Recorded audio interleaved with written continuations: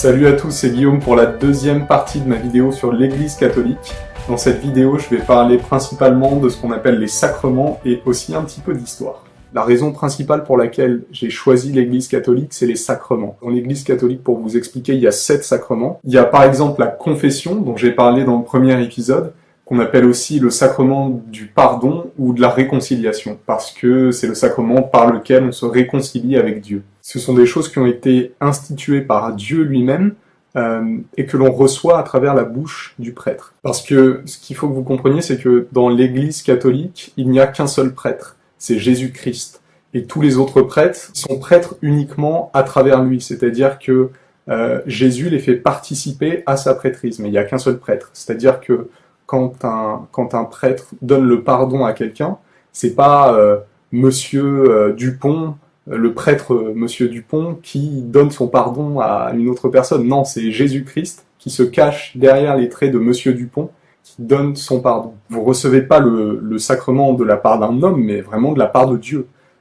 Et ça, c'est quelque chose qui est spécifique à l'Église catholique et à l'Église orthodoxe. Aujourd'hui, les sacrements, c'est vraiment ce qui me fait vivre, c'est le cœur de ma vie, parce que c'est ça qui permet d'entrer dans la plus grande intimité possible sur Terre avec Dieu. Alors, il y a le pardon, mais il y a encore plus fort que ça, il y a l'Eucharistie. C'est durant la messe, quand le prêtre, enfin Jésus-Christ se cachant derrière les traits du prêtre, eh bien, transforme le pain et le vin en corps et sang du Christ. Voilà, ça c'est le moment le plus intime que vous puissiez vivre avec Dieu. Déjà sur la Terre, c'est complètement inouï.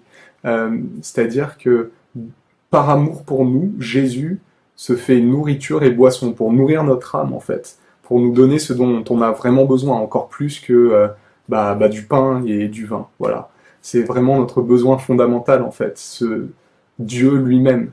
C'est la seule chose qui puisse vraiment combler notre cœur, c'est Dieu. Et ce sacrement-là, l'Eucharistie, c'est lui ensuite qui vient irriguer tout le reste de votre vie. C'est ce qui vous donne ensuite une compréhension nouvelle, vivante de la Bible. C'est ce qui vient nourrir aussi votre prière personnelle quand vous êtes seul avec Jésus.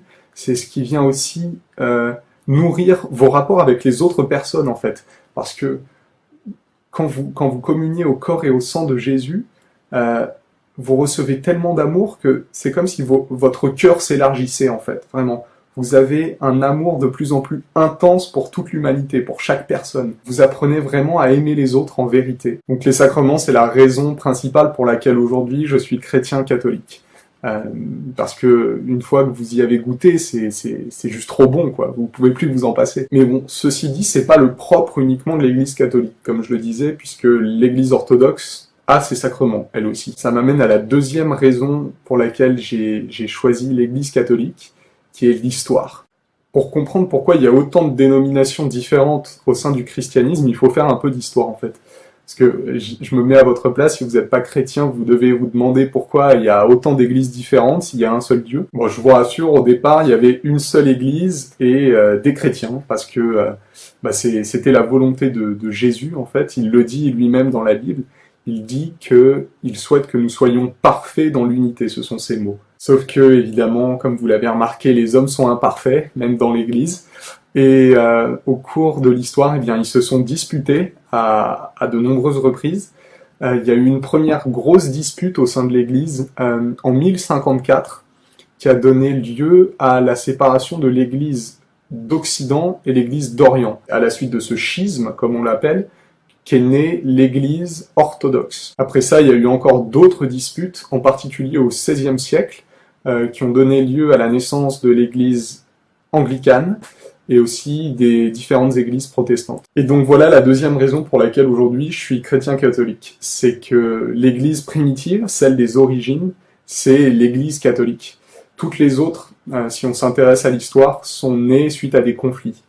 Et il y a 4 ans, quand j'ai commencé à m'intéresser aux chrétiens suite à ma conversion, il m'est vite apparu qu'il n'y avait aucune raison pour laquelle Jésus aurait créé son Église 1000 ans ou 1500 ans après sa mort et sa résurrection. C'est pas ce que dit l'Évangile. Il l'a créé il y a 2000 ans, au moment de son passage sur Terre. Et c'est l'Église catholique. Il n'y a qu'un seul Dieu, et donc logiquement, il ne peut y avoir qu'une seule Église. Bon, après, évidemment, il y aurait énormément d'autres choses à dire sur ce sujet, hein. Mais bon, ça ferait vraiment une vidéo trop longue, donc je vais m'arrêter là. Évidemment, si vous en voulez plus, n'hésitez pas à me le dire. Je vais vous laisser avec une parole de Jésus un peu plus courte, cette fois-ci, dans l'Évangile selon Saint Jean. C'est un passage où il y a deux hommes qui vont devenir ses disciples par la suite, qui veulent savoir qui il est, qui veulent le rencontrer. Et Jésus leur dit tout simplement « Venez et voyez ». Et moi, je vous dis, si vous avez vraiment envie de vivre une vie extraordinaire, si vous avez envie de découvrir à quel point vous êtes important aux yeux de Dieu, si vous avez envie d'être aimé comme aucun être humain pourra jamais vous aimer, passez la porte d'une église. Et vous aussi, dites à un prêtre que vous voulez voir Jésus, et il vous ouvrira les portes du ciel. Venez et voyez, le Christ vous attend.